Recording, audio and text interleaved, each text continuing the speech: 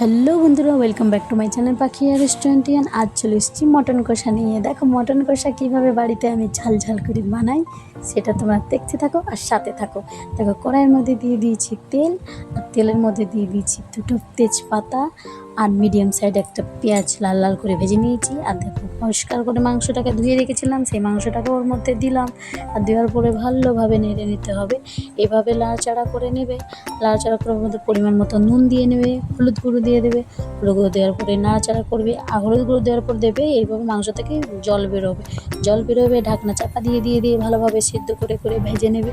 তো আমি ঢাকনা চাপা দিয়ে ভালোভাবে ভেজে নিচ্ছি যতক্ষণ না এভাবে কড়াই একদম শুকনো শুকনো হয়ে যাচ্ছে। দেখো শুকনো শুকনো হয়ে গেছে। তারপর দিয়ে দিলাম একটা মিডিয়াম সাইজের টমেটো কুচি আর 4টা কাঁচা লঙ্কা, যেহেতু আমার ঝাল করার আছে তার জন্য কাঁচা লঙ্কা দিলাম। কাঁচা লঙ্কা দেওয়ার পরে আবার ভালোভাবে ভেজে নিতে হবে। আর ওই যে দোকানে আদা রসুন পেস্ট করা বিক্রি করে সেই প্যাকেটগুলো নিয়ে এসেছিলাম। আর দিয়ে দিলাম গোলমরিচের গুঁড়ো, লঙ্কার গুঁড়ো আর জিরে গুঁড়ো।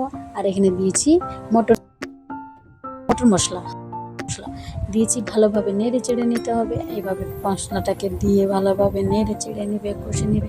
এখন আমি জল দিইনি, যেহেতু ভালোভাবে নেড়ে চেড়ে নেবে। আর নেড়ে চেড়ে দেবে। এরকম ভাজা ভাজা হয়ে গেছে।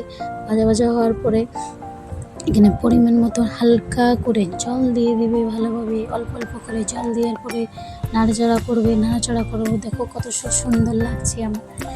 এটা দেখেও যতটা সুন্দর লাগছে, খেতেও ততটা সুন্দর হয়েছিল। তো বেশ এইভাবে নাড়াচাড়া করে নিও। তারপরে যখন